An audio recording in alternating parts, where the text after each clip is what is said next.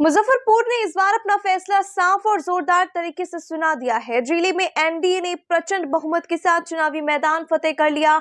11 में से 10 सीटें अपने नाम कर एनडीए ने मुजफ्फरपुर में एक तरफा जीत दर्ज कर दी है, जबकि सिर्फ एक सीट महागठबंधन के खाते में गई।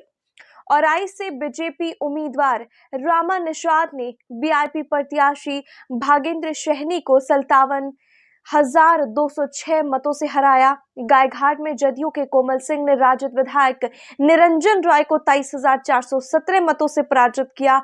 बरूराज में बीजेपी के अरुण कुमार सिंह ने वीआईपी उम्मीदवार राकेश कुमार को 2,952 मतों से मात दी है। बोछा सीट पर एनडीए समर्थित लोजपा रामविलास की बेबी कुमारी ने रजत विधायक अमर पासवान को 20,316 मतों से हराकर जीत दर्ज कर ली है।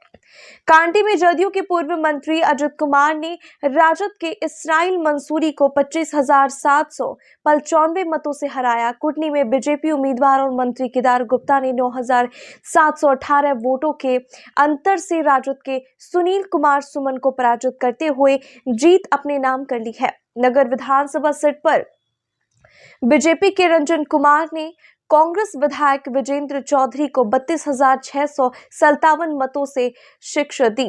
एकमात्र सीट रही जहां महागठबंधन की जीत हुई है। राजद उम्मीदवार ने एनडीए समर्थित राष्ट्रीय लोक मोर्चा के मदन चौधरी को 28,827 मतों से हराया। सकरा में जदयू के आदित्य कुमार ने कांग्रेस उम्मीदवार उमेश कुमार राम को 15,102 मतों से पराजित किया है।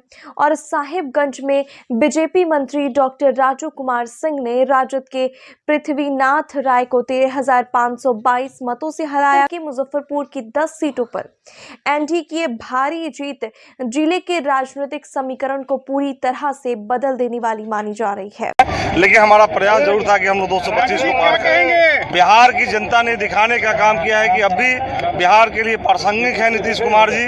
नीतीश कुमार जी और नरेंद्र मोदी पे बिहार की जनता ने अटूट भरोसा दिलाया है, अटूट विश्वास दिलाया है। बिहार का चारों तरफ से विकास हो ही रहा था और विकास इसकी रफ्तार और तेज होगी। जी क्या कुछ कहेंगे? मंत्री जी चुनाव जीत गए हैं एकदम भारी बहुमत। नहीं, चुनाव तो जीतना ही था, हम लोग जान रहे थे कि चुनाव जीतेंगे ही।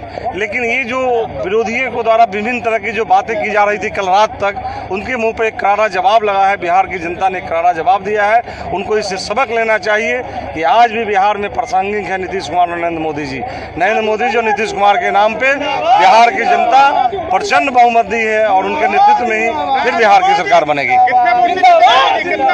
14,000।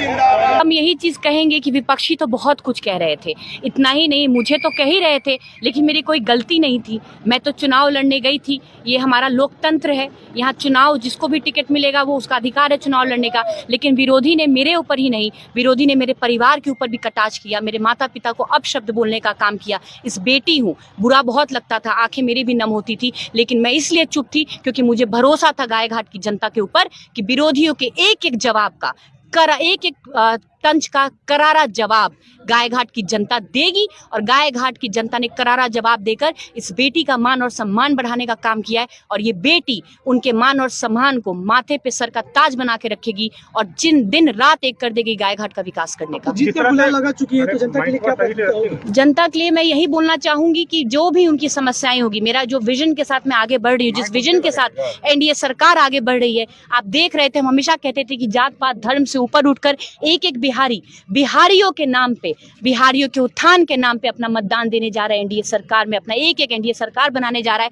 ये प्रमाण रहा आज का रिजल्ट कि बिहारी लोग जात पात धर्म से उठकर बिहारी के नाते, एक जात हम लोग एक धर्म है बिहारी, वो एक होकर अपना एक एक कीमती वोट एनडीए के खाते में डाल के प्रचंड जीत के साथ एनडीए सरकार बनाने जा रहे हैं। और जिस प्रकार से बिहार और हमारा देश एनडीए सरकार में तेज रफ्तार से आगे बढ़ रहा है, विकास हो रहा है हमारे देश में और हमारे बिहार में, वो विकास की गति जो 10 वर्षों से एनडीए की विधायक न होने की वजह से, आरजेडी की विधायक होने की वजह से जो गायघाट में रुक गई थी, वो विकास की गति, वो गाड़ी पुनः चालू करने का काम करूंगी। और जिस प्रकार से हमारा पूरे विश्व में देश आगे बढ़ रहा है, पूरे देश में बिहार आगे बढ़ रहा है, उसी प्रकार पूरे बिहार में गायघाट नंबर 1 पे रहने जा रहा है। के लिए क्या करना है?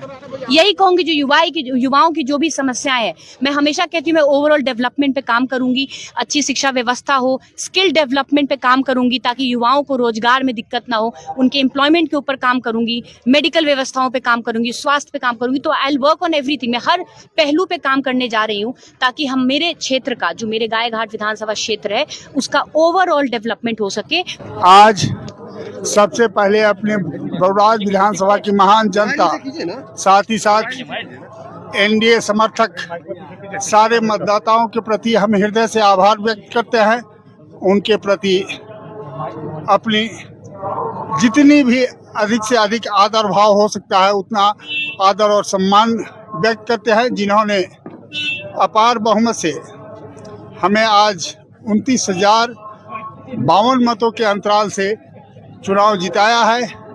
वैसे बड़ौराज विधानसभा के महान जनता के प्रति पुनः आभार व्यक्त करते हैं और धन्यवाद देते हैं। साथ ही साथ अपने पार्टी के शीर्ष नेतृत्व और खास करके विश्व के सबसे लोकप्रिय नेता और देश के यशस्वी प्रधानमंत्री नरेंद्र मोदी जी और देश के सबसे लोकप्रिय मुख्यमंत्री और प्रदेश के यशस्वी मुख्यमंत्री नीतीश कुमार जी के प्रति, साथ ही साथ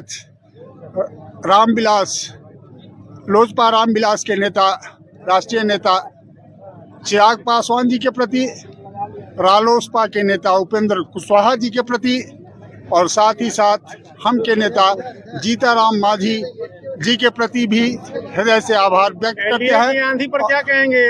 ये आंधी थी ही और ऐसी आंधी आई जिसमें विपक्ष हवा में उड़ करके कहाँ चला गया। टक्कर कैसी रही? टक्कर कहीं कोई टक्कर तो था नहीं। 30,000, 29,000, 40,000, 45,000, 50,000 इस इतने मतों के अंतराल से अगर एनडीए प्रत्याशी जीते हैं तो टक्कर नाम का तो कहीं कोई चीज था नहीं। आश्वस्त थे क्या पहले से? बिल्कुल आश्वस्त थे।